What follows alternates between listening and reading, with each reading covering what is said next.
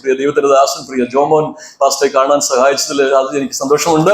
കാരണം ഞാനൊരു പാട്ട് എഴുതുന്ന ആളും പാട്ട് റിലീസ് ചെയ്യുന്ന ഒരു വ്യക്തിയാണ്. സംഗീതത്തെ ധാരാളം സ്നേഹിക്കുകയും 1990 മുതൽ പല വേദികളിൽ സെക്യുലറായിട്ട് പാടി നടന്ന ഒരാളാണ് ഞാൻ.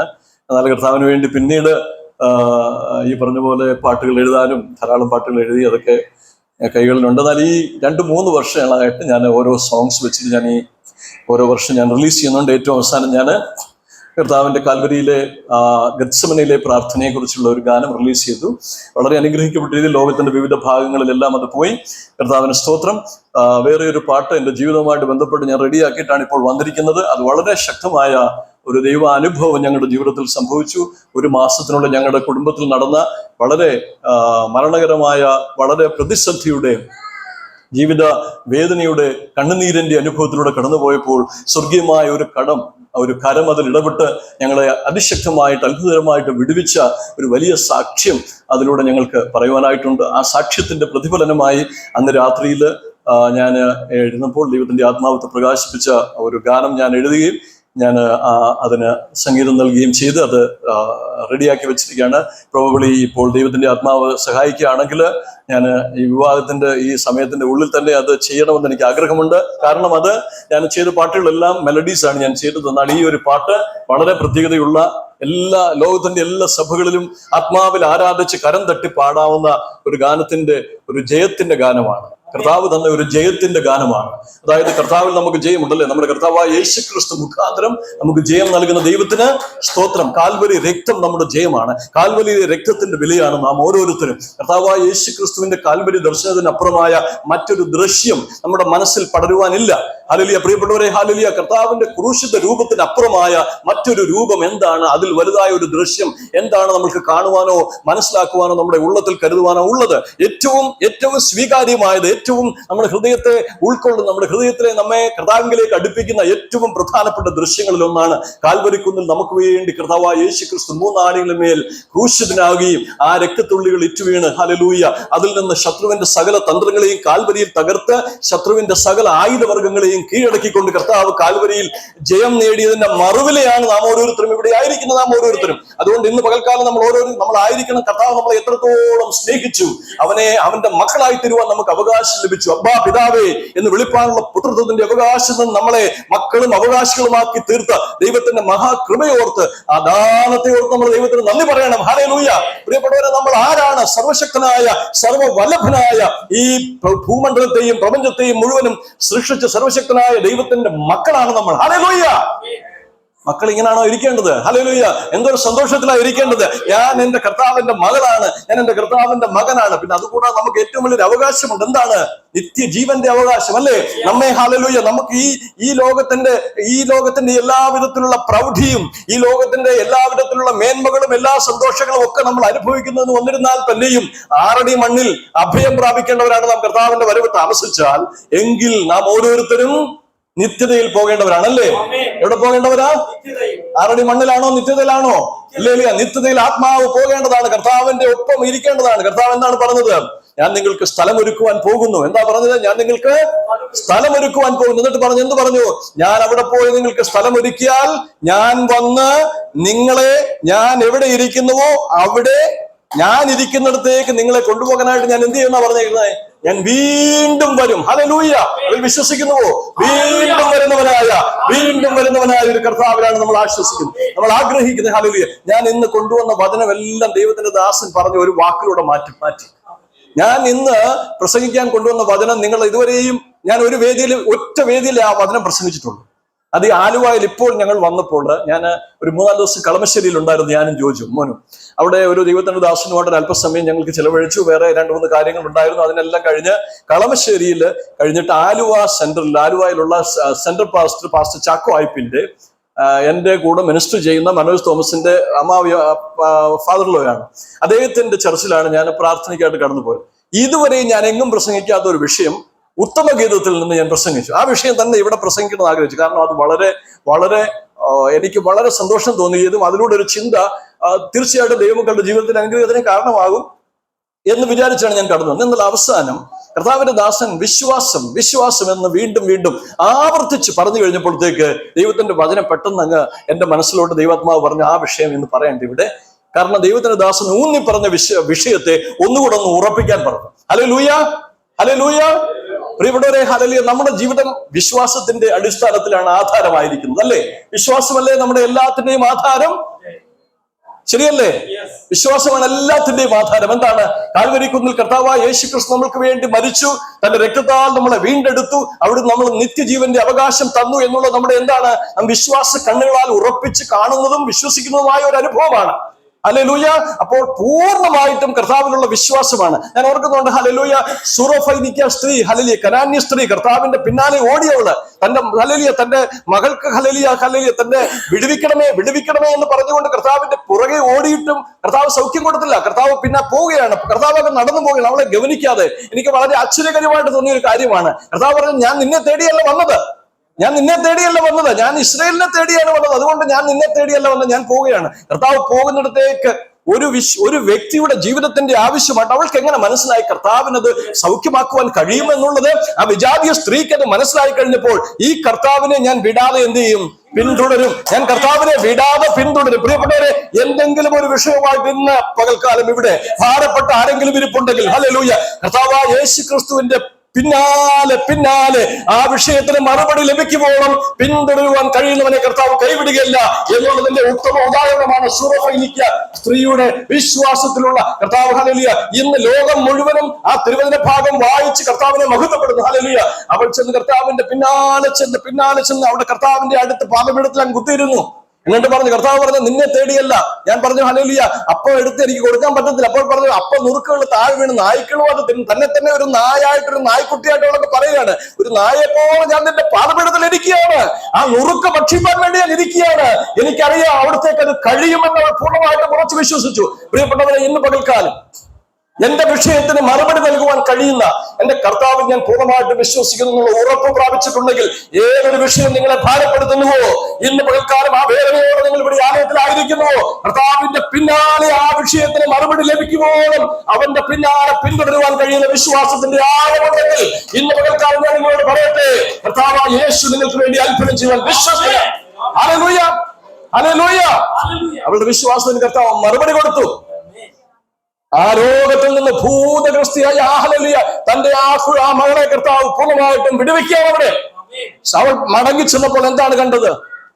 അതുവരെ വായും ഹല്ലേലൂയ പതയും നിറയും ഹല്ലേലൂയ ആ ഭൂതത്താൽ പിടിക്കപ്പെട്ട് തകർന്നു കിടന്ന ആ കുഞ്ഞ് എഴുന്നേറ്റ് വാതിൽക്കൽ നിന്നുകൊണ്ട് സ്വീകരിക്കുന്നത് അന്ന് വരെ കാണാത്ത ഒരു കാഴ്ച അവിടെ മുൻപിൽ കർത്താവ് കൊടുക്കുകയാണ്. പ്രിയപ്പെട്ടവരെ, നമ്മുടെ ഭവനത്തിൽ പ്രതീക്ഷയില്ലാതെ മങ്ങിപ്പോയത്, തളർന്നു പോയത്, തകർന്നു പോയതൊക്കെ ഹല്ലേലൂയ ഉടച്ചു വാർത്തുകൊണ്ട് നേരെയാക്കുവാൻ കഴിയുന്ന, ഹല്ലേലൂയ സകലം പുതുതാക്കുവാൻ കഴിയുന്ന ഒരു സർവശക്തൻ നമുക്കുണ്ട്. നമ്മുടെ ഭവനത്തിൽ തകർന്നു കിടക്കുന്ന എന്തെങ്കിലും ഉണ്ടെങ്കിൽ, അല്ലെങ്കിൽ എപ്പോഴും അതേ കാഴ്ചയാണ് കാണുന്നതെങ്കിൽ, എപ്പോഴും അതേ വേദനയാണ് കാണുന്നതെങ്കിൽ, ഹല്ലേലൂയ അവന്റെ പിന്നാലെ വിശ്വാസത്തോടെ പോകുന്ന ഒരു വ്യക്തിയുടെ ജീവിതത്തിൽ അത്ഭുതം ചെയ്യുവാൻ കഴിയുന്ന യേശു നമുക്കായിട്ടുണ്ട്. ഹല്ലേലൂയ. അതേ അനുഭവമല്ലേ ശതാധിപന്റെ ജീവിതത്തിൽ സംഭവിച്ചത്? ഹല്ലേലൂയ. ശതാധിപൻ ഹല്ലേലൂയ ഒരു പള്ളിപ്രമാണിയ ഹല്ലേലൂയ പറഞ്ഞു വിട്ടു. കർത്താവ് അതോ അങ്ങ് മുന്നോട്ട് പോവുകയാണ്. വിവരങ്ങളെല്ലാം പറഞ്ഞു. ഇത് കേട്ട് കഴിഞ്ഞപ്പോ കർത്താവിന്റെ ആഗ്രഹം ഇത്രയും വിശ്വാസമുള്ള ഒരുവനെ ഒന്ന് കണ്ടുകളയാ. അങ്ങനെ അങ്ങോട്ട് മുന്നോട്ട് പോയപ്പോഴാണ് പറഞ്ഞത്, അവൻ ആളയച്ചിട്ട് പറഞ്ഞു, കർത്താവേ, നീ എന്റെ ഭവനത്തിൽ വരുവാൻ ഞാൻ യോഗ്യനല്ല. എന്നിട്ട് പറഞ്ഞതാണ് ഏറ്റവും ശ്രദ്ധേയം. പ്രിയപ്പെട്ടവരെ, ശ്രദ്ധിക്കണമേ. എന്നിട്ട് പറഞ്ഞു, നീ എന്റെ ഭവനത്തിൽ വരുവാൻ ഞാൻ യോഗ്യനല്ല. ആരാണ് പറയുന്നത്? റോമൻ ശതാധിപൻ 100 പട്ടാളക്കാരുടെ, ഞാൻ പറയാം ഹല്ലേലൂയ, 6000 സൈന്യങ്ങളുള്ള 6000 പട്ടാളക്കാരുള്ള ഒന്നിനെ ലീജി എന്ന് പറയും. അതിനെ 10 600 പേരായിട്ടുള്ള കൊഹോട്ടായിട്ട് തിരിക്കും. വീണ്ടും ആ കൊഹോട്ടിനെ 100 തിരിക്കും. ആ 100 ഓരോന്നിന്റെയും അധിപന്മാരാണ് ശതാധിപന്മാർ. അതായത് റോമൻ സൈന്യത്തിന്റെ ഹല്ലേലൂയ നട്ടെല്ലുകളാണ് ഈ ശതാധിപന്മാർ. ഹല്ലേലൂയ. പ്രിയപ്പെട്ടവരെ, അങ്ങനെ അധികാരത്തിന്റെ വലിയ ശ്രേണിയിലിരിക്കുന്ന ഒരുവൻ പറയുകയാണ്, ഞാൻ ആരുമല്ല അങ്ങയുടെ മുൻപിൽ, എനിക്ക് അധികാരമില്ല. എനിക്ക് അധികാരമുണ്ടെങ്കിൽ തന്നെ അങ്ങയുടെ ഒരു വാക്ക്, എനിക്ക് ഒരു കാര്യം അറിയാം, അവിടുന്ന് ഒരു വാക്ക് എവിടെ നിന്ന് കൽപ്പിച്ചാലും എന്റെ ബാല്യക്കാരന് സൗഖ്യം വരും. അങ്ങ് എവിടെ നിന്ന് സംസാരിച്ചാൽ പോലും, അങ്ങ് എവിടെ നിന്ന് പറഞ്ഞാലും എന്റെ ബാല്യക്കാരന് സൗഖ്യം വരും. പ്രിയപ്പെട്ടവരെ, ഈ വാക്യം പലപ്പോഴും വായിച്ച് ഞാൻ എന്റെ മനസ്സ് കർത്താവിന് എന്റെ ജീവിതത്തെ ഞാൻ ഉറപ്പിക്കാറുണ്ട്. കാരണം എന്താണെന്ന് അറിയാം, ഒരു വഴിയരികിൽ നിന്നുകൊണ്ട് കർത്താവ് ശിഷ്യന്മാരുമായിട്ട് നിൽക്കുമ്പോൾ ഒരു ബാല്യക്കാരന്റെ ഹല്ലേലൂയ സൗഖ്യത്തിന് വേണ്ടി ഹല്ലേലൂയ കർത്താവിന്റെ അടുക്കൽ ഒരു ദാസനെ അയച്ചിട്ട് പറയാണ്, കർത്താവേ, നീ എവിടെ നിന്ന് പറഞ്ഞാലും ഒരു വാക്ക് നീ കൽപ്പിച്ചാൽ മതി, അതെവിടെയായാലും അത്ഭുതം സംഭവിക്കും. പ്രിയപ്പെട്ടവരെ, ഇന്ന് പകൽക്കാലം ഞാൻ നിങ്ങളോട് പറയട്ടെ, കർത്താവിന്റെ പിന്നാലെ ഹല്ലേലൂയ അവിടുന്ന് ഒരു വാക്ക്, അത് ഭവനത്തിൽ വേണമെന്നില്ല, എവിടെയായാലും കർത്താവ് നാം നിൽക്കുന്ന ഇടത്തു നിന്നുകൊണ്ട് കർത്താവിനോട് യാചിച്ചാൽ അവിടെ നിന്നുകൊണ്ട് കർത്താവ് നമ്മുടെ ഭവനത്തിലല്ല, അമേരിക്കയിലല്ല, റഷ്യയിലല്ല, ലോകത്തിന്റെ ഏത് ഭാഗത്തിലും കർത്താവിന് അത്ഭുതം ചെയ്യുവാൻ കഴിയും എന്ന് ഉറച്ചു വിശ്വസിക്കുക. ഹല്ലേലൂയ, ഒരു വാക്ക് നീ കൽപ്പിച്ചാൽ മതി. പക്ഷെ വേറൊരു കാര്യം അവിടെ അവസാനം എഴുതി വെച്ചിട്ടുണ്ട്. എന്താണെന്ന് അറിയാമോ? കർത്താവ് തിരിഞ്ഞു തന്നെ അനുഗമിച്ച വലിയൊരു കൂട്ടത്തോട് ഇപ്രകാരം പറഞ്ഞു, ഇസ്രയേലിൽ കൂടി ഇപ്രകാരമുള്ള ഒരു വിശ്വാസം ഞാൻ കണ്ടിട്ടില്ല. കാരണം കർത്താവിനെ അതിശയിപ്പിച്ച വിശ്വാസമുള്ള 3 പേരുടെ കാര്യം നമ്മൾ വചനത്തിൽ വായിക്കുന്നുണ്ട്. 1 ശതാധിപൻ, 2 സൂറഫെനിക്ക സ്ത്രീ, 3 ഹല്ലേലൂയ രക്തസ്രവമുള്ള സ്ത്രീ. ഹല്ലേലൂയ, അവൾ 12 വർഷമായിട്ട് സകലതും നശിച്ച് മുതലുകളെല്ലാം വൈദ്യന്മാർക്ക് കൊടുത്ത് രോഗത്തിന് സൗഖ്യം ലഭിക്കാതെ ഹല്ലേലൂയ പുരുഷാരം കർത്താവിനെ തിക്കി തിരക്കുന്നതിനിടയിൽ കർത്താവിന്റെ വസ്ത്രത്തിന്റെ തൊങ്ങലിൽ മാത്രമൊന്ന് തൊട്ടാൽ തനിക്ക് സൗഖ്യം ലഭിക്കുമെന്നുള്ള പൂർണ്ണ വിശ്വാസത്തോടെ ആ തിരക്കിനിടയിൽ നുഴഞ്ഞു കയറി കർത്താവിന്റെ വസ്ത്രത്തിന്റെ തൊങ്ങലിൽ ഒന്ന് തൊട്ടപ്പോൾ അവിടെ സംഭവിച്ച മഹാത്ഭുതം എന്താണെന്ന് അറിയാമോ? ആ സ്ത്രീക്ക് ലഭിച്ച അത്ഭുതത്തെക്കാളും നേരെ അത്ഭുതമാണ് നടന്നു. എന്താണെന്ന് അറിയാമോ? സ്ത്രീക്ക് ലഭിച്ച അത്ഭുതത്തെക്കാളും മറ്റൊന്നവിടെ സംഭവിച്ചു. അവിടെ ആയിരക്കണക്കിന് പുരുഷാരെ മുഴുവനും നിശ്ചലമായി നിന്നുകൊണ്ട് കർത്താവ് ഒറ്റ വെടിപൊട്ടിക്കുന്നവർ ചോദ്യം ചോദിച്ചു, ആരാണ് എന്നെ തൊട്ടത്? ആരാണ് എന്നെ തൊട്ടത്? ആ ചോദ്യം ഇന്നും 2000 വർഷം കഴിഞ്ഞു ഇന്നും ലോകത്തിന്റെ വിവിധ ഭാഗങ്ങളിൽ മുഴങ്ങിക്കേട്ടുകൊണ്ടിരിക്കുകയാണ്. ആരാണ് എന്നെ തൊട്ടത്? ആ ചോദ്യത്തിന് മുൻപിൽ ആ പുരുഷാരെ മുഴുവൻ നിശ്ചലമായി. ശിഷ്യന്മാര് ചോദിച്ചു, എന്റെ കർത്താവേ, നീ എന്തുവായി പറയുന്നത്? 100 കണക്കിന് പേര് നിന്നെ ഉന്തിത്തള്ളിക്കൊണ്ട് നടക്കുക, ആരാണ് നിന്നെ തൊട്ടത്? അതല്ല, എന്നെ ആരോ ഒരാൾ വിശ്വാസത്തോടെ സ്പർശിച്ചു എന്റെ വസ്ത്രത്തെ. പ്രിയപ്പെട്ടവരെ, ഇന്ന് പകൽക്കാലം ആയിരക്കണക്കിന് പുരുഷാരം തിക്കിത്തിരക്കുന്നതിനിടയിലെ ഒരു തിക്കിത്തിരക്കുന്ന ആളായിട്ട് അവനെ മുട്ടി പോകാനാണോ? അതേ വിശ്വാസത്തോടെ അവന്റെ പാദപീഠത്തിൽ അണഞ്ഞുകൊണ്ട് എനിക്ക് വിടുതൽ തരുവാൻ കഴിയുന്ന ഒരു സർവശക്തനുള്ള പൂർണ്ണബോധത്തോടുകൂടെ അവന്റെ പാദപീഠത്തിലേക്ക് അടുത്തു വരുന്ന വിശ്വാസിയെ, നിന്റെ വിഷയത്തിന് വിടുതലുണ്ട്. ഹല്ലേലൂയ, നമ്മുടെ വിഷയത്തിന് വിടുതലുണ്ട്. എന്നെ ആരൊന്ന് തൊട്ടു. ഞാൻ ആ വചനം വായിക്കുമ്പോഴെല്ലാം രക്തസ്രവക്കാരി സ്ത്രീക്ക് ലഭിച്ച സൗഖ്യത്തെക്കാൾ ഉപരി എന്നെ ആശ്ചര്യപ്പെടുന്നത് ആ ചോദ്യമാണ്. അതൊരു മറ്റൊരു പോലെ 2000 വർഷം കഴിഞ്ഞിട്ടും അനേകായിരങ്ങളുടെ മധ്യത്തിൽ ആ ചോദ്യം നിൽക്കുകയാണ്, എന്നെ തൊട്ടതാണ്. ലോകത്തിലെ മനുഷ്യരെ മുഴുവനും നിശ്ചലമാക്കുവാൻ കഴിയുന്ന ഒരു ചോദ്യം, എന്നെ തൊട്ടത് ആർ? അത് ആ ചോദ്യത്തിൽ ഒരു ധ്വനിയുണ്ട്, എന്നെ വിശ്വാസത്തോടെ സൗഖ്യത്തിന് വേണ്ടി വേദനയോടുകൂടെ ഭാരത്തോടുകൂടി കണ്ണുനീരോടുകൂടെ എനിക്ക് രോഗസൗഖ്യം വേണമെന്നുള്ള ആഗ്രഹത്തോടുകൂടെ ആ പൂർണ്ണ ആഴമേറിയ വിശ്വാസത്തോടുകൂടി എന്നെ തൊട്ടതാ. ആ ഒരു ചോദ്യം നമ്മുടെ കർത്താവിന്റെ വരണമെന്നുണ്ടെങ്കിൽ ആ വിശ്വാസത്തിന്റെ ആഴത്തിലേക്ക് നമ്മൾ കടന്നു പോകണം. ഇന്ന് പകൽക്കാലം ആ വിശ്വാസം നമുക്കില്ലെങ്കിൽ പ്രിയപ്പെട്ടവരെ നമുക്ക് പ്രാപിച്ചെടുക്കാം. ദീർഘനാളുകളായിട്ട് ഞാനൊരു വേദനയുമായിട്ട് കഴിയുകയാണ്, എനിക്കൊരു പരിഹാരമില്ല, എന്റെ പ്രശ്നത്തിനൊരു പരിഹാരമില്ല, എനിക്കൊരു പരിഹാരം ലഭിക്കുന്നില്ല എന്നുള്ളൊരു ഭാരമായിട്ട് നിങ്ങൾ ആരെങ്കിലും ഇന്ന് പകൽക്കാലം ഇരിപ്പുണ്ടെങ്കിൽ ഞാൻ നിങ്ങളോട് തിരുവചനത്തിന്റെ വ്യവസ്ഥയിൽ ഉറപ്പിച്ചൊരു കാര്യം പറയാം. അവന്റെ പാദപീഠത്തിലേക്ക് പൂർണ്ണ വിശ്വാസത്തോടെ എനിക്ക് സൗഖ്യം ലഭിക്കും. രക്തസ്രവക്കാരി ചെയ്തത് ഒരു ഇൻഹിബിഷനും ഇല്ലാതെയാണ് അവൾ കടന്നുപോയത്. നമ്മുടെയൊക്കെ പ്രശ്നം എന്താണെന്ന് അറിയാമോ? എനിക്ക് കിട്ടുമോ? പോയാൽ ശരിയാകുമോ? കർത്താവിന് വല്ലതും കഴിയുമോ? ഇങ്ങനെയുള്ള ഇൻഹിബിഷൻസ്, റാഷണലൈസേഷൻ നമ്മുടെ മുൻപിലുണ്ട്. ആ വിഷയത്തിലേക്ക് ഞാൻ ഇതുവരെയും അതിനെടുത്തില്ല. ദേവദാസൻ പറഞ്ഞു, അതിൽ നിന്നുകൊണ്ട് ഞാൻ ആ വിശ്വാസത്തിന്റെ ആ ഉറപ്പിലേക്ക് നിങ്ങളെ ഒന്ന് പെരിഫറി ആയിട്ട് ഞാൻ കൊണ്ടുവരിക. ഹല്ലേലൂയ, കർത്താവിന്റെ അടുത്തേക്ക് അവൾ ഒരു റാഷണലൈസേഷനും ഇല്ല. അവിടെ മനസ്സ് എന്തുവായി? റാഷണലൈസേഷൻ എന്ന് പറഞ്ഞാൽ എന്താണെന്ന് അറിയാമോ? ഞാൻ അടുത്ത് ചെന്നാൽ കർത്താവിന് അത് ശല്യമാകുമോ? എന്നെ ശിഷ്യന്മാർ അങ്ങോട്ട് അടുപ്പിക്കുമോ? ഈ തിരക്കിന്റെ ഇടയിൽ കർത്താവ് എന്നെ നോക്കുമോ? അവിടുന്ന് വലിയവനല്ലേ, അവിടുന്ന് എന്നെ ഒന്ന് തിരിഞ്ഞു നോക്കുമോ?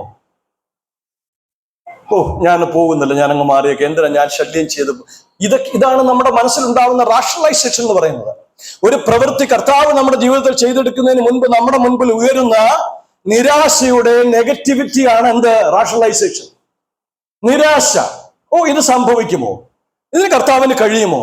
ഇത് നടക്കുമോ? ഈ ചോദ്യങ്ങൾ വന്നു കഴിഞ്ഞാൽ കർത്താവിന് ഒന്നും ചെയ്യുവാനായിട്ട് കഴിയുകയില്ല. ഈ ചോദ്യം ആർക്കില്ലായിരുന്നു? ഈ സഹോദരിക്കില്ലായിരുന്നു. അവൾ എന്താ ചെയ്തത്? അവൾക്ക് ഒറ്റ ഒരു ആഗ്രഹമേ ഉണ്ടായിരുന്നുള്ളൂ. എന്താണ്? എനിക്ക് ഇന്ന് എന്റെ ദിവസമാണ്. ഹല്ലേലൂയ! ഇന്ന് എന്റെ ദിവസമാണ്. ഇന്ന് എനിക്ക് സൗഖ്യം ലഭിക്കും. ആ പൂർണ്ണ ഉറപ്പോട് ആയിരക്കണക്കിന് പുരുഷാരത്തിന്റെ ഇടയിലൂടെ അവൾ പൂർണ്ണമായ ആവശ്യബോധത്തോടു കൂടെ, ഞാൻ ഉറപ്പിച്ച് പറയും ആ വാക്ക്, ആവശ്യബോധത്തോടു കൂടെ. ഇന്ന് ആവശ്യബോധത്തോടു കൂടി ഇരിക്കുന്നവരാരാണ് ഇവിടെ? എനിക്കൊരു ആവശ്യമുണ്ട്, എനിക്കൊരു വിടുതൽ ആവശ്യമുണ്ട്. ആ ആവശ്യബോധത്തോട് കർത്താവിന്റെ അടുത്തേക്ക് ഇങ്ങനെ ചെല്ലുകയാണ്. ആ വസ്ത്രത്തിന്റെ ആ തേജസ്സുറ്റ രൂപത്തിൽ കർത്താവ് ധരിച്ചിരിക്കുന്ന ആ നീണ്ട വസ്ത്രത്തിന്റെ ആ കന്തൂറയുടെ ഒരു കോണിൽ കർത്താവിന്റെ അടുത്തേക്ക് ചെന്ന് അവൾക്ക് എങ്ങനെയെങ്കിലും ഒന്ന് കർത്താവിന്റെ അടുത്ത്, ഞാനത് വിഷ്വലി കാണുകയായിരുന്നു. ഈ നൂറുകണക്കിന് പുരുഷാരത്തിന്റെ ഇടയിലൂടെ കർത്താവിന്റെ നടുക്ക് നിൽക്കുക, കർത്താവിനെ പൊടിഞ്ഞ് ശിഷ്യന്മാര് നിൽക്കുകയാണ്, ഇങ്ങനെ സ്പീച്ച് നിൽക്കുന്നത് പോലെ. അതിന് ചുറ്റും അനേകർ നിൽക്കുകയാണ്. അതിന്റെ ഇടയ്ക്കൂടെ അവൾ എങ്ങനെ കയറി മറ്റുള്ളവരെ ഉന്തിത്തള്ളിയപ്പോ ആൾക്കാരൊക്കെ ചോദിച്ചാണ് ഈ സ്ത്രീക്ക് എന്തോന്നാ, ഇവൾ എവിടെ നുഴഞ്ഞു കയറി പോവുക? അങ്ങനെ പതുക്കെ കയറി ചെന്ന് അവൾക്ക് അവസാനം കിട്ടിയത് എവിടെ മാത്രമാ? വസ്ത്രത്തിന്റെ ഒരു വിളുമ്പ് മാത്രം, ഒരു അറ്റം മാത്രം അവൾക്കൊന്ന് കിട്ടി. അവൾ അതിലൊന്ന് തൊട്ടു. അപ്പോൾ ചോദിച്ച ചോദ്യമാണ്, എന്നെ തൊട്ടത്? ഞാനൊരു കാര്യം നിങ്ങളോട് പറയാം. ജെറുസലേമിൽ ഞാൻ പോയതാണ്. ഈ തബ്ഗ എന്ന് പറയുന്ന സ്ഥലത്ത് ഈ അത്ഭുതങ്ങൾ നടന്ന സ്ഥലങ്ങളെല്ലാം ഞാൻ പോയി കണ്ടതാണ്. എനിക്കൊരു കാര്യം വ്യക്തമാണ്. ആ പുരുഷാരങ്ങൾ ഇരമ്പിക്കൂടിയ ആയിരക്കണക്കിന് പുരുഷാരം നിന്ന സ്ഥലത്ത് ആ ഒരൊറ്റ ശബ്ദത്തിന്റെ മാറ്റൊലിയിൽ അവിടെ പൂർണ്ണമായിട്ടും നിശബ്ദമായി. അവളുടെ സൗഖ്യം ഒരു വലിയ സാക്ഷ്യമായി ജനത്തിന് മുൻപിൽ വെളിപ്പെട്ടു. ഹല്ലേലൂയ! നമ്മുടെ സൗഖ്യം ഒരു സാക്ഷ്യമായി വെളിപ്പെടണം. മകളെ, അവള് ഭയപ്പെട്ട് കൂനി ഇങ്ങനെ മാറിപ്പോയി. നീ എന്തിന് ഭയപ്പെടുന്നു? നിന്റെ വിശ്വാസം നിന്നെ രക്ഷിച്ചിരിക്കുന്നു. സമാധാനത്തോടെ പോക. 12 വർഷമായി സമാധാനം നഷ്ടപ്പെട്ടവളായി, വേദന തിന്ന് സകലം മുതലും നഷ്ടപ്പെട്ടവളായി കഴിഞ്ഞിരുന്ന ആ സഹോദരിയുടെ ജീവിതത്തിൽ ഒരു പുതിയ കൈത്തിരി, ഒരു പുതിയ വെളിച്ചം. ഇന്നൊരു പുതിയ വെളിച്ചം നിങ്ങൾ ആഗ്രഹിക്കുന്നുവോ? പുതിയ വെളിച്ചം ആഗ്രഹിക്കുന്നുവോ? ഏത് വിഷയത്തിലാണ് ഭാരം നിൽക്കുന്നത്? ഏത് വിഷയത്തിലാണ് വേദന നിൽക്കുന്നത്? ഇന്നത്തെ കാലം യേശുവിന്റെ നാമത്തിൽ അത് സംഭവിക്കട്ടെ. ഹല്ലേലൂയ! ആമേൻ! ഹല്ലേലൂയ! ഹല്ലേലൂയ! വിശ്വാസത്തോടെ നടത്തിയല്ല അവൾക്ക് പൂർണ്ണ സൗഖ്യം ലഭിച്ച് കർത്താവ് പറഞ്ഞ വാക്കാണ്, സമാധാനത്തോടെ പോകാം. പ്രിയപ്പെട്ടവർ, ഇന്ന് സമാധാനം നഷ്ടപ്പെട്ട ഒരു ലോകത്ത്, നമുക്ക് ഹല്ലേലൂയ ഭാരങ്ങളുള്ള ലോകത്ത് സമാധാനം തരുവാൻ കഴിയുന്ന ഒരുവൻ മാത്രം, അത് നമ്മുടെ കർത്താവായ യേശു ക്രിസ്തു മാത്രം.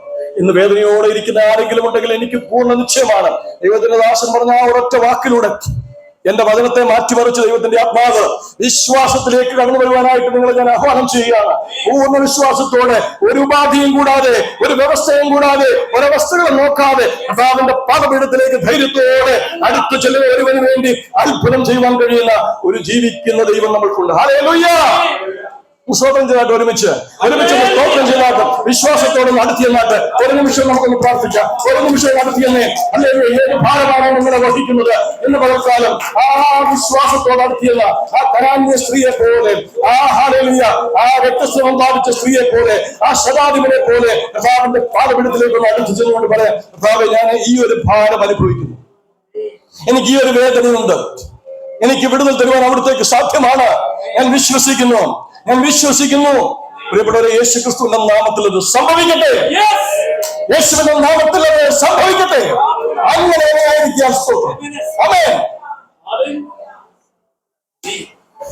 നമുക്ക് ഏവർക്കും അറിയാവുന്ന ഒരു വിഷയം മാത്രം ഞാൻ ഒന്ന് ചുരുക്കമായിട്ട് പറയുന്നുണ്ട്. അതൊന്നും വായിക്കണ്ട, നമുക്ക് എല്ലാവർക്കും അറിയാവുന്ന വിഷയമാണ്.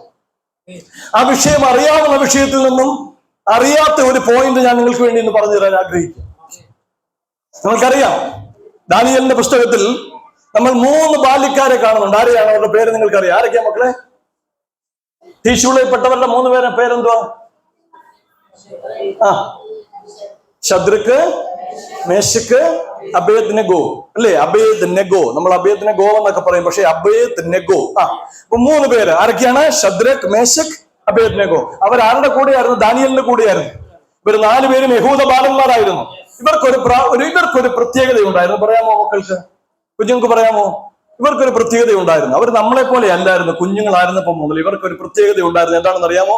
ഇവര് നല്ല ബാല്യത്തിൽ തന്നെ എന്ത് ചെയ്തു? ന്യായപ്രമാണം പഠിച്ച് വളർന്ന് അതിൽ തന്നെ ശക്തമായ വചനത്തിന്റെ ആഴത്തിൽ നിലനിന്നവരാണ്. ഒന്ന്. രണ്ടാമത്, പ്രവാസികളായിട്ട് ഈ ബാബിലോണിൽ എത്തപ്പെട്ടിട്ട് പോലും പ്രവാസത്തിന്റെ ഒന്നും തന്നെ തീണ്ടാതെ തങ്ങളെ തന്നെ ശുദ്ധിയോടെ സൂക്ഷിച്ചവരാണ്. എങ്ങനെ?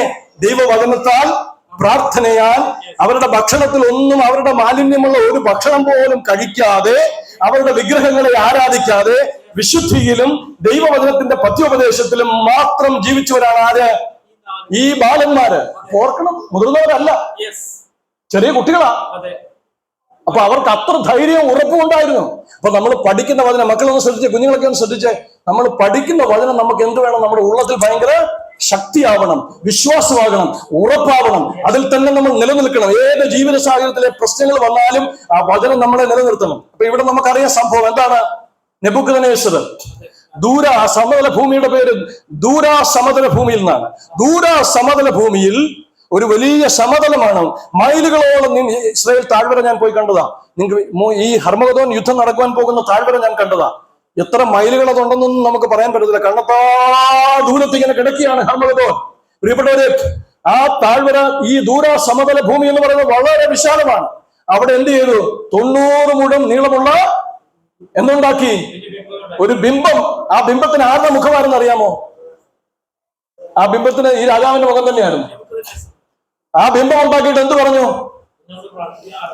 സകലരും എന്താ പറഞ്ഞത്? ഇതിന്റെ മുൻപിൽ വന്ന് എന്താ പറഞ്ഞേക്കുന്നേ? സകല ഇതിനെ എഴുതിയിട്ടുണ്ട് അവിടെ. ദാനിയേലിന്റെ പുസ്തകം 3 എഴുതിയിട്ടുണ്ട്. പറഞ്ഞു, സകല ജാതികളും വംശങ്ങളും ഭാഷക്കാരുമായുള്ളവരെ നിങ്ങളോട് കൽപ്പിക്കുന്നത് കാഹളം, കുഴൽ, തമ്പുരു, കിന്നരം, വീണ, നാഗസ്വരം മുതലായ സകലവിധ വാദ്യനാദവും കേൾക്കുമ്പോൾ. അപ്പോൾ ആരുണ്ട്? നിങ്ങൾ ഈജിപ്ഷ്യൻ മ്യൂസിക് കാണണം. ലോകത്ത് ഏറ്റവും വലിയ ഡ്രംസ് ഉപയോഗിക്കുന്നവരാണ് ഈജിപ്ഷ്യൻസ്. നമുക്ക് വിശ്വസിക്കാൻ പറ്റത്തില്ല. ഈ റൂമിന്റെ ഒക്കെ പകുതി വലിപ്പമുള്ള വലിയ വലിയ ഡ്രംസ്, അതിന്റെ ചെറുത്, അത് വെച്ച് 3-4 പേരും നിന്നാ കൊട്ടുന്നത് ഒറ്റ ഒരെണ്ണത്തിൽ. അതുപോലത്തെ ഡ്രംസ്, അതുപോലത്തെ വലിയ ഉപകരണങ്ങളൊക്കെ അന്ന് കാലത്ത് ഉപയോഗിച്ചിരുന്നവരാണ് ഈജിപ്ഷ്യൻസ്. ഈ മ്യൂസിക് കൊണ്ട് ആ മരുഭൂമി അങ്ങ് നിറഞ്ഞു. എന്നിട്ട് എന്തൊക്കെയാണ്? തമ്പുരു, കിന്നരം, വീണ, നാഗസ്വരം മുതലായ സകലവിധ വാദ്യനാദവും ചേർന്ന് ഈ ബിംബത്തിന്റെ ചുറ്റുപാടും ഒരു വലിയ ഓർക്കസ്ട്ര അങ്ങ് നിരന്നു. ഒരു വലിയ ഓർക്കസ്ട്ര അങ്ങോട്ട് നിരുന്നു. ഇവരെ അങ്ങോട്ട് പ്ലേ ചെയ്യാൻ തുടങ്ങി. എന്നിട്ട് പറഞ്ഞു, ഘോഷകൻ വിളിച്ചു പറയുകയാണ്, ഇത് കേൾക്കുമ്പോൾ രാജാവ് നിർത്തിയിരിക്കുന്ന സ്വർണ്ണ ബിംബത്തെ, ഏത് ബിംബമാ? സ്വർണ്ണ ബിംബത്തെ നമസ്കരിക്കണം. എന്നിട്ട് പറഞ്ഞു, ആരെങ്കിലും വീണ് നമസ്കരിക്കാതിരുന്നാൽ അവനെ ആ നാഴികയിൽ തന്നെ എരിയുന്ന തീച്ചൂളയിൽ ഇട്ടുകളയും. അപ്പോൾ എന്താണ്? ഇങ്ങോട്ട് നോക്കിയേ, ബിംബം ഒരു വശത്ത്. നിങ്ങൾക്ക് കാണാൻ സാധിക്കുന്നുണ്ടോ? വലിയൊരു സമതല ഭൂമിയിൽ 90 മുഴം നീളമുള്ള വലിയ ഒരു ബിംബം സ്വർണത്തിൽ. അത് സൂര്യന്റെ വെളിച്ചത്തിൽ ഇങ്ങനെ വെട്ടി തിളങ്ങുകയാണ്. അതിന്റെ ചുറ്റും ഇങ്ങനെ ഓർക്കസ്ട്ര നിരന്നിരിക്കുകയാണ്. 10,000-കണക്കിന് ജനം, ഈജിപ്ഷ്യൻസ് അവിടെ നിന്നുകൊണ്ട് ചാടുകയാണ്. ഇത് കണ്ടുകൊണ്ട് എല്ലാം ഇങ്ങനെ തലകുത്തി വീണ് അതിന്റെ മുൻപിൽ കിടന്ന് നമസ്കരിക്കുകയാണ്. ഇത് സംഭവിച്ചുകൊണ്ടിരിക്കുന്ന ചെയ്യാത്തവനെ തീച്ചൂളയിൽ അതിന്റെ ചുറ്റും അടുത്തെന്തുണ്ട്? എരിയുന്ന ഒരു തീച്ചൂള ഉണ്ടാക്കി. സാധാരണ ചൂളയല്ല, വലിയ ചൂള. അതിന് കാവൽക്കാരുണ്ട്, വിറയിടുന്നവരുണ്ട്. അഗ്നി കെടാതെ ഏറ്റവും ശക്തമായിട്ട് അഗ്നി ഊതിക്കെത്തുന്ന രീതിയിൽ അവിടെ അതിനെ ഇങ്ങനെ ജ്വലിപ്പിച്ചുകൊണ്ടിരിക്കുന്ന സേവകരവിടെ നിൽപ്പുണ്ട്. അതിങ്ങനെ കത്തിക്കൊണ്ടിരിക്കുകയാണ്. നീ താഴോട്ട് ഞാൻ ഒന്നും പറയുന്നില്ല. ഇത് കേട്ട് കഴിഞ്ഞ് ഇത് സംഭവം നടന്നുകൊണ്ടിരിക്കുകയാണ്. രാജാവിന്റെ മുൻപിൽ പരാതി ലഭിച്ചു. രാജാവേ, എല്ലാവരും ഇത് ചെയ്യുന്നുണ്ട്, എന്നാൽ 3 പേര് മാത്രം ഇത് ചെയ്യുന്നില്ല. ആരാണ്? ശദ്രക്ക്, മേശക്ക്, അബേദ്നെഗോവ്. അവരെ വിളിച്ചു മുന്നിൽ നിർത്തിയിട്ട് പറഞ്ഞു, നിങ്ങൾക്ക് കാണാൻ സാധിക്കുന്നുണ്ടോ? രാജാവ് ലോക ചക്രവർത്തിയായ സമയം പോകുന്നു. ലോക ചക്രവർത്തിയായ നെബൂഖദ്നേസർ രാജാവിന്റെ മുൻപിലേക്ക് കൊണ്ടുവന്നു. തന്റെ മുഖഭാവം മാറി. എന്നിട്ട് പറഞ്ഞു, ഇതിനെ നിങ്ങൾ നമസ്കരിക്കാതിരുന്നാൽ അതിന്റെ പരിണത ഫലം എന്താണെന്ന് അറിയാമല്ലോ, നിങ്ങളെ തീച്ചൂളയിൽ ഇട്ടുകൊള്ളും. എന്നിട്ട് ചോദിച്ചു പറഞ്ഞൊരു വാക്യമുണ്ട്. 3-ാം അധ്യായത്തിന്റെ 15-ാം വാക്യത്തിൽ പറയുന്നു, നിങ്ങളെ എന്റെ കയ്യിൽ നിന്ന് വിടുവിക്കാവുന്ന ദേവൻ, നിങ്ങളെ എന്റെ കയ്യിൽ നിന്ന് വിടുവിക്കാവുന്ന ദേവൻ. ആ ചോദ്യം നിങ്ങളുടെ മനസ്സിലിരിക്കണം കേട്ടോ. ആ ചോദ്യം മറന്നു പോകില്ല. നിങ്ങളെ എന്റെ കയ്യിൽ നിന്ന് വിടുവിക്കാവുന്ന ദേവൻ ഞാനൊന്ന് കാണട്ടെ. എന്നിട്ട് പറഞ്ഞു, ശദ്രക്കും മേശക്കും അബേദ്നെഗോവും. ഞാനൊരു കാര്യം പറയാം. ലോക ചരിത്രത്തിൽ ഇത്രയും ധൈര്യമായിട്ട്, എല്ലാവരും ഇവിടെയാണോ? ശ്രദ്ധിച്ചേ. ലോക ചരിത്രത്തിൽ ഒരു ലോക ചക്രവർത്തിയോട് ലോകം മുഴുവനും യുദ്ധം ചെയ്ത് തന്റെ കീഴിലാക്കിയ, ഹാങ്ങിങ് ഗാർഡൻസ് ഉണ്ടാക്കിയ, മഹാത്ഭുതമായ ഹാങ്ങിങ് ഗാർഡൻസ് ഉണ്ടാക്കിയ, ലോകത്തിലെ ഏറ്റവും വലിയ അരമന ഉണ്ടാക്കിയ, ലോക ചരിത്രത്തിലെ പ്രശസ്തനായ നെബൂഖദ്നേസറിന്റെ മുഖത്ത് നോക്കി ഇതുപോലെ ധൈര്യത്തോടെ സംസാരിച്ച ആരും ഉണ്ടാവില്ല. അതാരെന്നറിയാം? 3 ചെറുപ്പക്കാര്. ശദ്രക്കും മേശക്കും അബേദ്നെഗോവും രാജാവിനോട് നേരെ പേര് വിളിച്ചിട്ടാണ് പറഞ്ഞത്. 16 വാക്യത്തിൽ പറഞ്ഞു, നെബൂഖദ്നേസറേ, ഈ കാര്യത്തിൽ ഉത്തരം പറയാൻ ആവശ്യമില്ല. നിനക്കിതിനു വേണ്ടി ഒരു പ്രത്യേക മറുപടി നൽകേണ്ട ആവശ്യമില്ല. ഞങ്ങൾ സേവിക്കുന്ന ദൈവത്തിന് ഞങ്ങളെ വിടുവിപ്പാൻ കഴിയുമെങ്കിൽ അവൻ ഞങ്ങളെ എരിയുന്ന തീച്ചൂളയിൽ നിന്നും രാജാവിന്റെ കയ്യിൽ നിന്നും വിടുവിക്കും. അല്ലെങ്കിലും ഞങ്ങൾ രാജാവിന്റെ ദേവന്മാരെ സേവിക്കുകയില്ല, രാജാവ് നിർത്തിയ സ്വർണബിംബത്തെ നമസ്കരിക്കുകയുമില്ല. പ്രിയപ്പെട്ടവരെ, ഈ ഒരു സാഹചര്യത്തിൽ എരിയുന്ന തീച്ചൂളയിൽ ഒരു നിമിഷം കൊണ്ട് ഭസ്മമായി പോകുന്ന ഒരു രാജകൽപ്പനയെ മറുത്ത് ധൈര്യത്തോടെ നിൽക്കുവാൻ ഇന്നത്തെ കാലത്ത് നമുക്ക് കഴിയുമോ? ഒരു ജീവിത സാഹചര്യമായിട്ടൊന്ന് മുട്ടി നോക്കുമ്പോൾ അറിയാം വിശ്വാസം എത്രയും ഉണ്ടെന്ന്. ഒരു ചെറിയ മുറിവേറ്റാൽ ഓടുന്നവരാ ഇന്നത്തെ കാലത്തുള്ളവര്. ഒരു വേദന സഹിക്കാൻ കഴിയാത്തവരാ. വേദനയില്ലാതെ സുഖമായിട്ട് ദൈവത്തിന്റെ ദാസൻ UP-യിലൊക്കെ പോയി കിടന്ന് അലഞ്ഞു തിരിഞ്ഞതാ. അതുകൊണ്ട് അദ്ദേഹത്തിന് അറിയാം. നോർത്ത് ഇന്ത്യൻ മിനിസ്ട്രിക്ക് ഞാൻ ഓടിയതാ, എനിക്കറിയാം. പ്രിയപ്പെട്ടവരെ, നമ്മൾ ഒന്ന് വില കൊടുക്കാൻ തയ്യാറായി കഴിഞ്ഞെങ്കിലേ വേദന എന്താണെന്ന് അറിയത്തുള്ളൂ. വില കൊടുത്തവരെ കൊണ്ട് മാത്രമേ ദൈവവചനം പരന്നിട്ടുള്ളൂ. മരിക്കുവാൻ തയ്യാറായവനെ കൊണ്ട് മാത്രമേ കർത്താവിന് എന്തെങ്കിലും ചെയ്യുവാൻ കഴിഞ്ഞിട്ടുള്ളൂ. അല്ലാതെ ഹല്ലേലൂയ സോഫ കംഫർട്ടിൽ AC കോസി കംഫർട്ടിൽ ഇരുന്നുകൊണ്ട് ചിക്കൻ കാലും ഹല്ലേലൂയ കടിച്ചു മുറിച്ച് മട്ടൻ തിന്നുകൊണ്ട് ഹല്ലേലൂയ നല്ല മിന്നുന്ന വണ്ടിയിൽ ഇരുന്നുകൊണ്ട് നല്ല ബംഗ്ലാവും പറഞ്ഞിട്ട് ഇരുന്നുകൊണ്ടിരുന്നാൽ അകത്തിരിക്കത്തേ ഒന്നും കർത്താവിന് വേണ്ടി ചെയ്യുവാൻ കഴിയുകയില്ല. പുറത്തു വന്നേ പറ്റൂ. ആ ധൈര്യം ഉണ്ടാകണമെങ്കിൽ മരണത്തെ ഭയമില്ലാത്ത ഒരു ജീവിതാനുഭവത്തിലേക്ക് വരണം. അതെപ്പോഴാ വന്നതെന്നറിയാമോ? അതുകൂടെ പറഞ്ഞ് ഞാൻ അവസാനിപ്പിക്കാം. ആ പോയിന്റിലേക്ക് ഞാൻ ഇതുവരെ വന്നിട്ടില്ല. ഞാൻ പറഞ്ഞൊരു പോയിന്റ് ഞാൻ പറയാമോ? ആ പോയിന്റിലേക്ക് ഞാൻ വരികയാണ്. രാജാവിനോട് പറഞ്ഞു, നീ വിടുവിച്ചാലും ഈ ദൈവം ഞങ്ങളെ വിടുവിച്ചാലും ഇല്ലെങ്കിലും നീ നിർത്തിയ സ്വർണബിംബത്തെയോ രാജാവിനെയോ നമസ്കരിക്കാൻ ഞങ്ങൾ തയ്യാറല്ല. നമ്മളപ്പോൾ കാണുകയാണ് നെബൂഖദ്നേസറിന്റെ കോപം മുഴുത്തു എന്നാണ് വചനം എഴുതിയിരിക്കുന്നത്. അവരുടെ നേരെ തന്റെ മുഖഭാവം മാറി വല്ലാത്ത ക്രോധ പരവശനായി നെബൂഖദ്നേസർ തന്റെ മുഖത്ത് നോക്കി. ഇത്ര ധൈര്യത്തോടെ ഒരു മനുഷ്യനും ഇതുപോലെ സംസാരിച്ചിട്ടില്ല. 7 മടങ്ങ് ചൂള പിടിപ്പിക്കാനായിട്ട് പറഞ്ഞു. സൈന്യത്തിലെ മഹാബലവാന്മാര് ഈജിപ്ഷ്യൻസിനെ കണ്ടിട്ടുണ്ടോ? നിങ്ങൾ ശരിയായിട്ട് കാണണമെങ്കിൽ ഗൾഫ് രാജ്യങ്ങളിലൊക്കെ പോകണം. അതൊന്നും അല്ല, 6-7 അടി പൊക്കമുള്ള ഗോലിയാത്തിന്റെ സൈസ് ഉള്ളവരാണ് ഈ ഈജിപ്ഷ്യൻസ് എന്ന് പറഞ്ഞാൽ. ആ മഹാബലവാന്മാരായ അവരെ അങ്ങോട്ട് ഏൽപ്പിച്ചു കൊടുത്തു. അവര് വന്ന് അങ്ങോട്ട് ചുറ്റിക്കെട്ടി പൊക്കിയെടുത്തോണ്ട് പോയിട്ട് എന്ത് ചെയ്തു? ചൂളയിലോട്ട് വലിച്ചെറിയാനായിട്ട് ചെന്ന നിമിഷം തന്നെ ഈ കൊണ്ടുപോയമാർ എന്ത് ചെയ്തു? ഭസ്മമായി പോയി. ചൂളയുടെ ശക്തി അത്രത്തോളം ആയതുകൊണ്ട് കൊണ്ടുപോയവര് ഭസ്മമായി. ഇവരെ വലിച്ച് എങ്ങോട്ട് എറിഞ്ഞു? തീച്ചയിലോട്ട് ഇറങ്ങി. ഇനി ഒരു കാര്യം ശ്രദ്ധിച്ച് വായിച്ചു കേൾക്കണം. നമ്മൾ ഇത് വളരെ സൂക്ഷിച്ച് വായിക്കണം. ആ പുരുഷന്മാരെ ഇങ്ങോട്ട് നോക്കിയേ. ഹലോ, അവരുടെ കാൽച്ചട്ട, കുപ്പായം, മേലാട മുതലായ വസ്ത്രങ്ങളോടുകൂടെ, എന്തൊക്കെയാണ്? കാൽച്ചട്ട, കുപ്പായത്തിന്റെ മുകളിൽ മേലാട, ഇതോടുകൂടെ എന്ത് ചെയ്തു? ചുറ്റി വരിഞ്ഞ് കയറ് കെട്ടി ബന്ധിച്ച് എന്നിട്ട് എന്ത് ചെയ്തു? എരിയുന്ന ചൂളയിൽ ഇട്ട് കളഞ്ഞു. അവരെ എടുത്തുകൊണ്ടുപോയ പുരുഷന്മാരെ അഗ്നിജ്വാല ദഹിപ്പിച്ചു കളഞ്ഞു. ശദ്രക്ക് മേശക്ക് അബേദ്നെഗോ എന്ന പുരുഷന്മാരോ ബന്ധിക്കപ്പെട്ടവരായി എരിയുന്ന തീച്ചൂളയിൽ വീണു. അടുത്തതാണ് നമ്മുടെ മോളിൽ ഒരു 16-ാം ഭാഗത്തിൽ ഒരു ചോദ്യം ചോദിച്ചു, നിങ്ങളെ എന്റെ കയ്യിൽ നിന്ന് വിടുവിപ്പാൻ കഴിയുന്ന ദേവൻ ഈ ചോദ്യം ചോദിച്ചിട്ടുണ്ട്. അത് നമ്മുടെ മനസ്സിലിരിക്കാൻ ഞാൻ പറഞ്ഞു. അപ്പോൾ രാജാവ് അവിടെ നിന്ന് ഇങ്ങനെ നോക്കിയാണ് ചൂളയിൽ. നമ്മൾ 3 പേരെയല്ലേ ഇട്ടത്? പിന്നെ 4 പുരുഷന്മാർ കെട്ടഴിഞ്ഞ് തീയിൽ നടക്കുന്നത് ഞാൻ കാണുന്നു. അവർക്കൊരു കേടും തട്ടിയിട്ടില്ല. 4-ാമത്തവന്റെ രൂപം ഒരു ദൈവപുത്രനോട് ഒത്തിരിക്കുന്നു.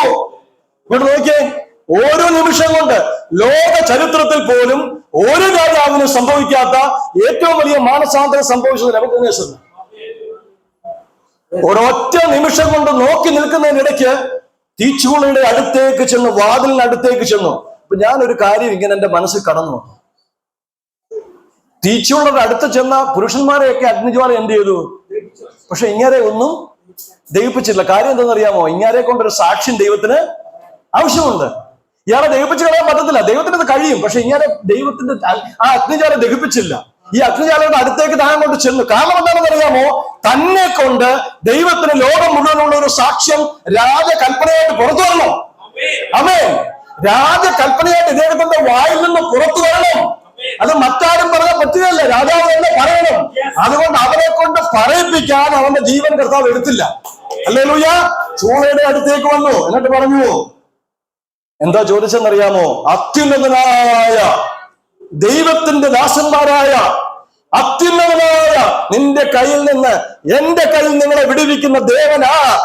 അവന്റെ അതേ നാവ് കൊണ്ട് ദൈവത്തിന്റെ ആത്മാവ് പറയിപ്പിക്കാൻ അത്യുന്നതനായ ദൈവത്തിന്റെ ദാസന്മാരായ ശദ്രക്ക്, മേശക്ക്, അബേദ്നെഗോവേ പുറത്തു വരുവിൻ. അവനെ കൊണ്ട് ഇട്ട് തീച്ചൂളയിൽ ഇട്ടവനെ കൊണ്ട് അതേ വാ കൊണ്ട് അവരെ പുറത്തു കൊണ്ടുവരുവാനായിട്ട് പറയുകയാണ്. പുറത്തു വരുവിൻ, പുറത്തു വരുവിൻ. അടിയിലേക്കിട്ട തീച്ചൂളയിൽ നിന്ന് അവർ പുറത്തേക്ക് വന്നു. ഇനി കേൾക്കണമേ, അങ്ങനെ ശദ്രക്കും മേശക്കും അബേദ്നെഗോവും തീയിൽ നിന്ന് പുറത്തു വന്നു. ഇനി നോക്ക്, പ്രധാന ദേശാധിപതിമാർ, സ്ഥാനപതിമാർ, രാജാധിപന്മാർ, മന്ത്രിമാർ വന്നുകൂടി. ആ പുരുഷന്മാരുടെ 3-ാം അധ്യായം 27-ാം വാക്യത്തിൽ എഴുതിയിരിക്കുന്നു, ആ പുരുഷന്മാരുടെ ദേഹത്തിന് തീ പിടിക്കാതെയും അവരുടെ തലമുടി കരിയാതെയും കാൽച്ചട്ടയ്ക്ക് കേടുപറ്റാതെയും അവർക്ക് തീയുടെ മണം പോലും പറ്റാതെയും ഇരിക്കുന്നത് കണ്ടു. പ്രിയപ്പെട്ടവരെ, ഇതൊരു മഹാത്ഭുതമല്ലെങ്കിൽ മറ്റെന്താണ്? പിന്നെ ഇതൊരു മഹാത്ഭുതമല്ലെങ്കിൽ മറ്റെന്താണ്? ഇനി ഞാൻ പറയാൻ പോകുന്ന പോയിന്റിലേക്ക് വരാം. എന്നിട്ട് രാജാവ് പറഞ്ഞു, ശദ്രക്കിന്റെയും മേശക്കിന്റെയും അബേദ്നെഗോവിന്റെയും ദൈവം വാഴ്ത്തപ്പെട്ടവൻ, തങ്കൽ ആശ്രയിക്കുകയും. കേട്ടോ, ഇതാണ് ആ രാജകൽപ്പന പറയാനായിട്ടാണ്. ഈ രാജകൽപ്പന ആരോടാ പറഞ്ഞതെന്ന് അറിയാമോ? ആ ബാബിലോൺ ദേശം മാത്രമല്ല, തന്റെ അധീനതയിലിരുന്ന സകല രാജ്യങ്ങളിലും ഈ രാജകൽപ്പന പോയി. എന്നിട്ട് പറയുകയാണ്, ശദ്രക്കിന്റെയും മേശക്കിന്റെയും അബേദ്നെഗോവിന്റെയും ദൈവം വാഴ്ത്തപ്പെട്ടവൻ, തങ്ങൾ ആശ്രയിക്കുകയും സ്വന്തം ദൈവത്തെ അല്ലാതെ വേറൊരു ദൈവത്തെയും സേവിക്കുകയോ നമസ്കരിക്കുകയോ ചെയ്യാതിരിക്കത്തക്കോണം രാജകൽപ്പന കൂടെ മറുത്ത് തങ്ങളുടെ ദൈവത്തെ ഏൽപ്പിച്ചു കൊടുക്കുകയും ചെയ്ത തന്റെ ദാസന്മാരെ അവൻ സ്വദൂതനെ അയച്ച് വിടുവിച്ചുവല്ലോ. 29-ാം വാക്യം, ഈ വിധത്തിൽ വിടുവിപ്പാൻ കഴിയുന്ന മറ്റൊരു ദൈവവും ഇല്ലായക കൊണ്ട് നിന്നെ എന്റെ കയ്യിൽ നിന്ന് വിടുവിപ്പാൻ കഴിയുന്ന ദേവനാ എന്ന് ചോദിച്ചവനെ കൊണ്ട് പറയിപ്പിക്കുകയാണ്.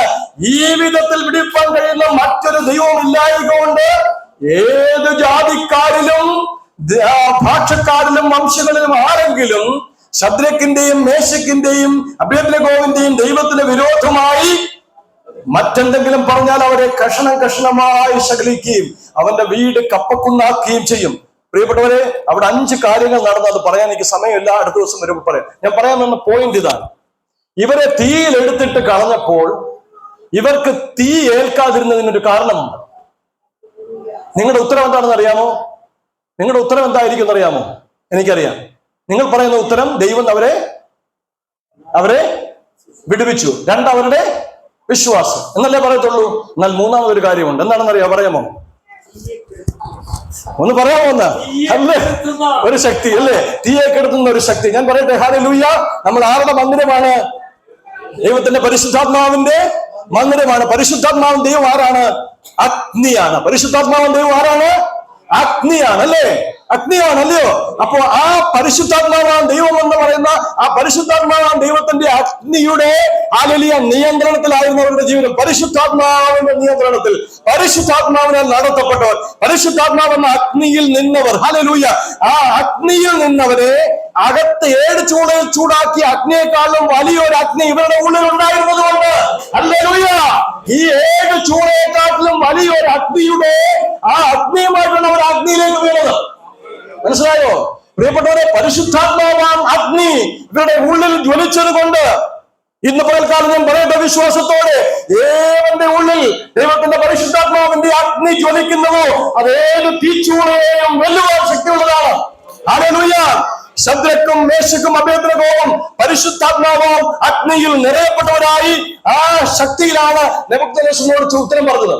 പ്രിയപ്പെട്ടവരെ, ഒരിക്കലും ആത്മാവിന്റെ ശക്തിയില്ലാതെ ഈ രാജാവിനോട് ഈ ഉത്തരം പറയാൻ കഴിയില്ല. കഴിയുമോ? മാനുഷിക ബുദ്ധിയിൽ കഴിയുമോ? ഭയം കൊണ്ട് വീണു പോകും. നമ്മൾ ഭയന്നു പോകും. ഭയമില്ലാതെ വരുന്നത് എപ്പോഴാണ് എന്ന് പറഞ്ഞിട്ട്? ഭയമില്ലാതാവുന്ന എപ്പോഴാണ്? ദൈവത്തിന്റെ ആത്മാവ് വരുമ്പോഴല്ലേ? പത്രോസ് ഒരു ബാല്യക്കാരുടെ മുൻപിൽ 3 പേരുടെ മുൻപിൽ തള്ളി പറഞ്ഞില്ലേ, ഈ നാഥനെ അറിയില്ല, അയ്യോ നിങ്ങൾ ആരെ കുറിച്ച് പറയുന്നു, ഞാൻ അവനെ അറിയുന്നില്ല എന്ന് പറഞ്ഞ അതേ പത്രോസ് ആത്മാവിന്റെ അഗ്നിയിൽ നിറഞ്ഞു കഴിഞ്ഞപ്പോൾ, ഹല്ലേലൂയ, ആ മഹാപുരോഹിതന്മാരുടെ മുഖത്ത് നോക്കി പറഞ്ഞില്ലേ, നിങ്ങൾ ഞങ്ങളുടെ നാഥനെ ക്രൂശിൽ തറച്ച് കൊന്നു. അത് പറയാനുള്ള ധൈര്യം അവിടെ നിന്ന് കിട്ടി. ഈ മാളികമുറിയിൽ നിന്ന് കിട്ടിയ അഭിഷേകത്തിന്റെ ശക്തിയാൽ. ഇന്ന് പകൽക്കാലം ഞാനൊരു കാര്യം പറയട്ടെ, ശദ്രക്കിനും മേശക്കിനും ലഭിച്ച ആ അഭിഷേകത്തിന്റെ ആത്മാവിന്റെ അഗ്നിയിൽ നിന്ന ശക്തിയാൽ ഈ തീച്ചൂളയെ വെല്ലുന്ന അഗ്നി അവർക്ക് ഓവർകം ചെയ്യാൻ കഴിഞ്ഞു. പ്രിയപ്പെട്ടവരെ, ഞാൻ അവസാനിപ്പിക്കട്ടെ, സമയം പോയല്ലോ. നമ്മുടെ ജീവിതത്തിന്റെ ജീവിത യാത്രയിൽ നമ്മളെല്ലാവരും ആത്മാവിന്റെ ആ അനുഭവത്തിലൂടെ യാത്ര ചെയ്യുമ്പോൾ, ദൈവത്തിന്റെ പരിശുദ്ധാത്മാവ് അഗ്നി നമ്മളെ നയിക്കുമ്പോൾ, നമ്മുടെ ഏത് അഗ്നിയിലുള്ള തീച്ചൂള വന്നാലും അതിനെ നേരിടുവാൻ നമ്മളെ ദൈവം ബലപ്പെടുത്തും. ഹല്ലേലൂയ. വിശ്വാസത്തിന്റെ ശക്തി നമുക്ക് നൽകും. അതിനെതിരെ നിൽപ്പാനുള്ള കരുത്ത് നമുക്ക് നൽകും. ഇന്ന് പകൽക്കാലം ആ ധൈര്യത്തോട് നമുക്ക് മുന്നോട്ട് പോകാം. അതുകൊണ്ട് ദൈവത്തിന്റെ ആത്മാവ് നമ്മളെ ഭരിച്ച് മുന്നോട്ട് നടത്തട്ടെ. ഹല്ലേലൂയ. നമുക്ക് ദൈവസന്നിധിയിൽ ഒരു നിമിഷം പ്രാർത്ഥിക്കാം. കർത്താവേ, ഇന്ന് പകൽക്കാലം ദൈവത്തിന്റെ പരിശുദ്ധാത്മാവ് അഗ്നിയാൽ ഞങ്ങളെ നിറയ്ക്കണമേ. ജീവിതത്തിന്റെ പ്രതിസന്ധികളിൽ, തീച്ചൂളകളിൽ വലിയ താളടിയായി പോകാതെ നിലനിൽക്കുവാൻ ഞങ്ങളെ ശക്തീകരിക്കുന്ന ദൈവത്തിന്റെ പരിശുദ്ധാത്മാവേ, ഞങ്ങൾ അവിടുത്തെ മന്ദിരങ്ങളാണല്ലോ, ഞങ്ങളെ ബലപ്പെടുത്തണമേ, ശക്തീകരിക്കണമേ. മുന്നോട്ടുള്ള ജീവിതയാത്ര ഞങ്ങൾക്ക് ബലം നൽകണമേ. ഞങ്ങളെ ശക്തീകരിക്കണമേ. ഈ സഭയാം കുടുംബത്തെ അനുഗ്രഹിക്കണമേ. ഇവിടെ കടന്നു വന്നവരെ ഹല്ലേലൂയ, വിശ്വാസത്തിന്റെ ശക്തമേറിയ ആ ആഴത്തിലേക്ക് നയിച്ചവരുടെ പ്രശ്നങ്ങൾക്ക് പരിഹാരം നൽകുന്ന ഒരു ജീവിക്കുന്ന ദൈവമെന്നുള്ള ഉത്തമ ബോധ്യം നൽകി ഉറപ്പിക്കുമാറാകണമേ. ദൈവദാസനെ കുടുംബമായിട്ട് അനുഗ്രഹിക്കുന്നു. അടിയങ്ങളുടെ വിഷയങ്ങളെല്ലാം ഞങ്ങളുടെ പാദപീഠത്തിൽ ഏൽപ്പിക്കുന്നു. തിരുനാമം ഞങ്ങളുടെ ജീവിതത്തോടെ മഹത്വപ്പെടണം. യേശു ക്രിസ്തുവിന്റെ ധന്യമായ തിരുനാമത്തിൽ തന്നെ. ഇന്ന് കാലം ദൈവസന്നിധിയിൽ നമുക്ക് ഒരുമിച്ചായിരിക്കാൻ കർത്താവുന്ന സമയത്തിനായി സ്തോത്രം. പ്രത്യേകിച്ച് ഞങ്ങളുടെ കുടുംബത്തെ ഓർത്ത് പ്രാർത്ഥിക്കണം. ജെഫ്രിയുടെ വിവാഹത്തിനും എൻഗേജ്മെന്റിനും വേണ്ടി നിങ്ങളുടെ എല്ലാവരുടെയും പ്രാർത്ഥന സഭയായി ഞാൻ ക്ഷണിക്കുകയാണ്. കർത്താവ് എല്ലാവരെയും ബലപ്പെടുത്തട്ടെ. ദൈവനാമം ഈ പകൽക്കാലം മഹത്വപ്പെടുമാറാകട്ടെ. ആമേൻ.